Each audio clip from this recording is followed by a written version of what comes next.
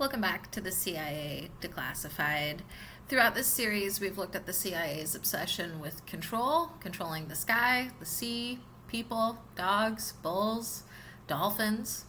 But tonight, we are going inside the most intimate frontier, the human brain. In the 1950s and 60s, under the umbrella of MKUltra, the agency wasn't just looking for truth serums.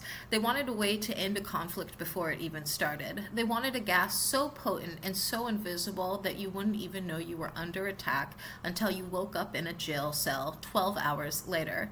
This is MKUltra Subproject 8. It wasn't just science fiction. It was a cold-blooded pursuit of a chemical master key to urban warfare. Subproject 8 was the technical support arm of the knockout gas dream. They weren't just testing drugs, they were building the delivery systems.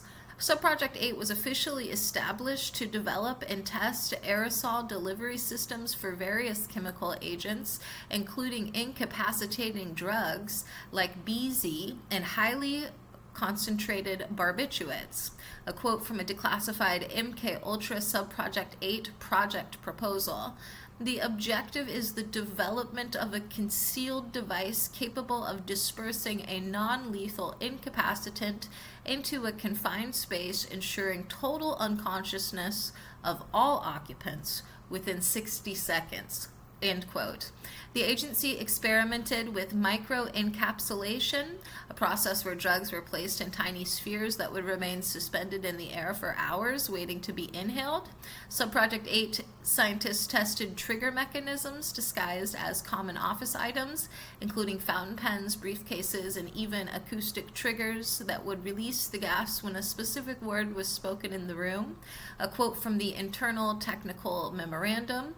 The primary difficult remains the dosage curve. What knocks out a 200-pound male may be lethal to a 120-pound female. The margin of error in a crowded urban environment is unacceptably thin. End quote. One of the drugs tested, known as quinolidine,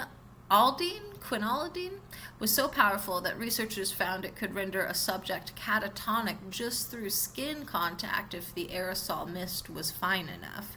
The CIA utilized safe houses in San Francisco and New York City, equipped with two-way mirrors and specialized ventilation to test how the gas moved through a standard apartment. Subproject 8 also explored binary gases, two harmless chemicals that, when sprayed together into a room's air intake, would react mid-air to create a potent anesthetic. The agencies contracted with private chemical companies under covert agreements, receiving thousands of gallons of experimental compounds that were never approved by the FDA. To test the invisible nature of the gas, researchers used fluorescent tracers to see how the mist settled on furniture and clothing, ensuring an agent wouldn't accidentally poison themselves when entering the room later. A significant portion of the budget was spent on developing odor-masking agents so the knockout gas would smell like common floor wax or perfume. The Big Sleep project included the development of a pocket-sized purifier, a tiny filter that a CIA operative could stick in their nostril to stay awake while everyone else in the room went under. Subproject 8 investigators attended international conferences in disguise to scout for new breakthroughs and rapid onset sedation. One declassified report mentions a test involving aerosolized LSD, though the agency found it too unpredictable for a clean knockout mission. The CIA eventually developed the cold mist generator, a device that could be hidden in the ceiling tile and activated remotely via a radio signal, releasing a silent, colorless cloud.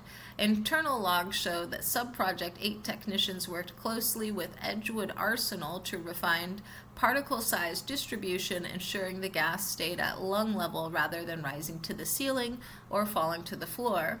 The agency declassified a lightweight disseminator that was built into a standard 1950s vacuum cleaner, allowing janitorial staff to dose a room while appearing to clean it.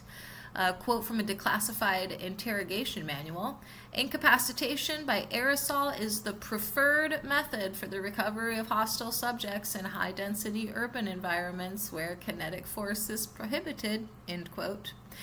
Subproject 8 research revealed that certain knockout compounds were actually absorbed faster than through the tear ducts than through the lungs, leading to experiments with misting fans in interrogation rooms.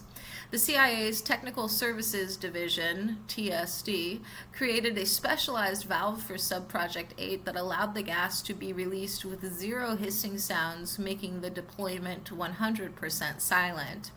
When you get to the field testing chapters of the Subproject 8 files, the black ink starts to look like a shadow falling over a map. The heaviest redactions are in the public transit vulnerability section. Speculation suggests these bars hide the results of tests where the CIA actually released simulant gases into the subway systems of major U.S. cities to see how many people they could have knocked out. The theory is the blacked out text covers the projected body count. Further speculation surrounds the subway sleepers. Conspiracy theorists believe the redacted test describes a 1964 experiment where a mild sedative was actually added to a building's air supply without the occupants' knowledge, and the black bars hide the medical follow-up on the unsuspecting civilians. There is a persistent theory that the redactions hide the long-term effects logs. Speculation holds that the knockout gases caused permanent neurological damage, and the black bars hide the lawsuits that the CIA quietly settled out of court. Some speculate the redactions hide the presidential protocol. The theory is that the CIA developed a knockout shield for the White House, and the bars hide the details of a system that can flood the Oval Office with gas in 3 seconds to prevent a kidnapping. Conspiracy theorists often point to the mass sedation logs. Speculation is that the agency was looking for a way to calm entire rioting cities during the 1960s unrest, and the redacted files hide the chemical pacification plans. Finally, there's some speculation that the knockout gas was actually used to cover up UFO sightings. The theory is that the black bars hide reports of the CIA gassing entire neighborhoods so they could clean up crashed debris while everyone was asleep. There is speculation that the redacted supply chain section hides the fact that the CIA was using aerosolized operatives to gas foreign embassies, to steal code books, and the black bars hide the specific countries targeted. Some theorists believe the sleepy cities redactions hide the use of dream-inducing chemicals intended to make people more suggestible, but after they woke up, and the bars hide the post-hypnotic results. A persistent theory suggests the redactions hide the accidental leak, speculation that a Subproject 8 lab in Maryland accidentally gassed a nearby school, and the black bars hide the mass amnesia cover-up. Some speculate the redactions hide the final chemical formula because the agency is still using a perfected version of the gas today for high-value extractions, which I might add is significantly likely considering that this is stated in numerous manuals how using aerosolized mist are ideal for the CIA in many a situation and circumstance. Now let's put on our tinfoil hats and dive into some of the weirder stuff. This is strictly speculation. A whisper from the fringes of the web suggests that the black bars in the domestic deployment files aren't just about cities at all, but about the 1969 Woodstock Festival. The wild theory is that the CIA misted the crowd with a low-dose sedative to prevent a riot, and the redactions hide the names of the chemtrail pilots. Here's a thriller of a conspiracy theory. Take it with a grain of salt. Deep cover whistleblowers claim the Subproject 8 redactions hide Operation Sandman, a plan to link knockout gases to the 5G towers of the future. The theory is that the gas already sitting in the infrastructure, and the black bars hide the kill switch code that could put an entire continent to sleep with one button. Cranking up the shortwave radio, we're entering the realm of pure speculation, but some researchers guess that the redacted cross-project logs show the CIA used knockout gas during the Apollo moon landings to keep the astronauts under during parts of the flight they weren't supposed to see, and the black bars cover the missing time reports. Let's look at the classified shadows. This is purely a conspiracy, but there's a theory that the big sleep wasn't gas at all, but a frequency. Speculation holds that the aerosol was just a conductive medium, and the black bars hide the fact that the agency was using sonic sleep to knock out targets from a mile away. Let's pull back the curtain on the unknown. This is just a theory, but some speculate and suggest that the redactions hide the reincarnation glitch. The story goes that people gassed during Subproject 8 started remembering past lives with such clarity that the CIA had to black out the files to prevent a religious uprising. Was Subproject 8 a success? Scientifically, yes. They mastered the art of aerosol delivery and discovered several compounds that could drop a man in seconds. Operationally, it was a ghost. While the agency denies ever using it on a large scale, the technology they developed became the blueprint for modern riot control and incapacitating agents. As far as technological and operational breakthroughs go, the search for Big Sleep left behind a legacy of chemical precision. For instance, micro-aerosol technology. The CIA's research into fine mist dispersion led to advancements in medical inhalers and nebulizers. Rapid onset anesthetics. The knockout gas research contributed to the development of safer, faster-acting sedatives used in emergency rooms. Controlled ventilation spying. The agency became experts in how air moves through buildings, leading to better ways to plant bugs in a VAC system. Non-lethal doctrine. Subproject 8 helped establish the military's non-lethal weapons programs, focusing on stopping enemies without killing them. Subproject 8 proves that the CIA's greatest weapon wasn't a gun or bombs, it was the very air that you breathe. Thanks for listening to this episode.